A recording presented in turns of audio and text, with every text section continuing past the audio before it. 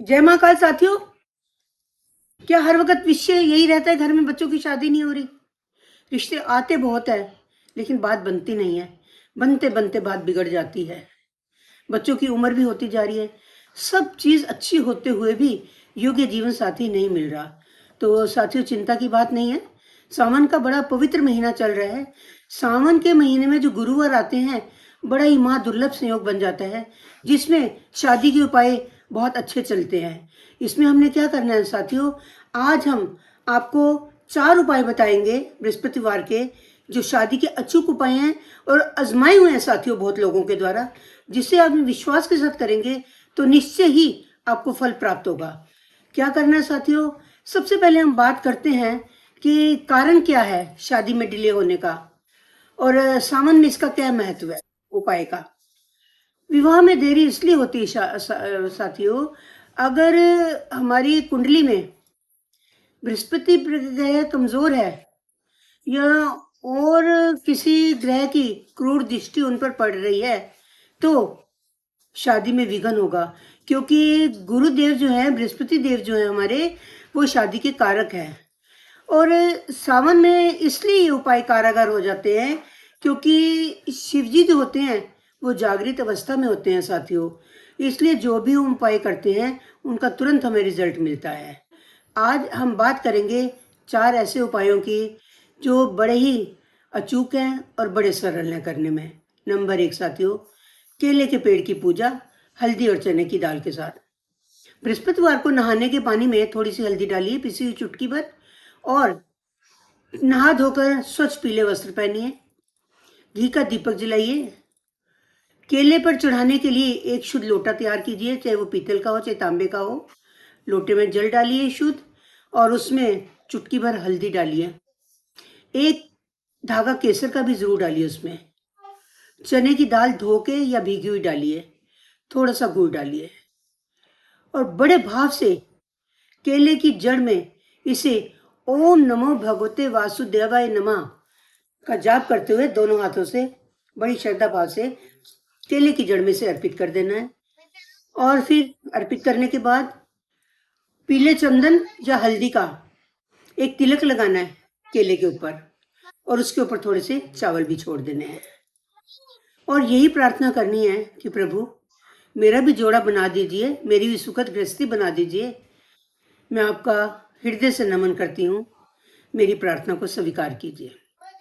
साथियों, ग्रंटेड है कि 4 वीरवार आप करेंगे कि चौथा वीरवार होते होते ही आपका रिश्ता पक्का हो जाएगा।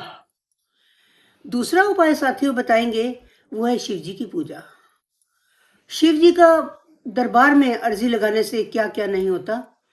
तो आपने क्या करना है, घर से पीले चंदन की पेस्ट बना के ले जाइए। पीले फूल लेके जाइए, वो गेंदे के भी हो सकते हैं, कनेर के भी हो सकते हैं। भोलेनाथ को 1 लोटा केसर डाल के जल चढ़ाएंगे। उसके बाद उस पे जो हम चंदन पीला लेके गए हैं उसका त्रिपुंड बनाना है साथियों, ठीक है। उसके बाद प्रार्थना करनी है भोलेनाथ से कि हे प्रभु, मेरे घर गृहस्थी बना दो। और उसके बाद पीले फूल चढ़ाने हैं, गेंदे के या कनेर के, और गौरी माँ को श्रृंगार का सामान अर्पित करना है। प्रार्थना करनी है कि माँ, जैसे आपकी सुंदर जोड़ी है, मेरी भी ऐसी कोई जोड़ी सुंदर बना दीजिए, मेरी भी सुखद गृहस्थी बना दीजिए। माँ, मैं आपके आगे हाथ जोड़ के प्रार्थना करती हूँ, और मेरी इस प्रार्थना को स्वीकार कीजिए। तीसरी बात हम करेंगे साथियों, बृहस्पतिवार को मंदिर जाइए, विष्णु भगवान के आगे 7 गांठ पीली हल्दी की साबुत होनी चाहिए साथियों, ध्यान रखिएगा। चढ़ा के आइए।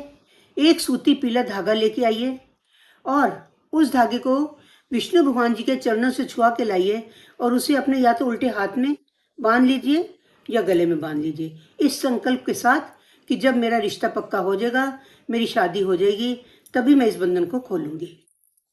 अब साथियों बात करते हैं हम चौथे उपाय की।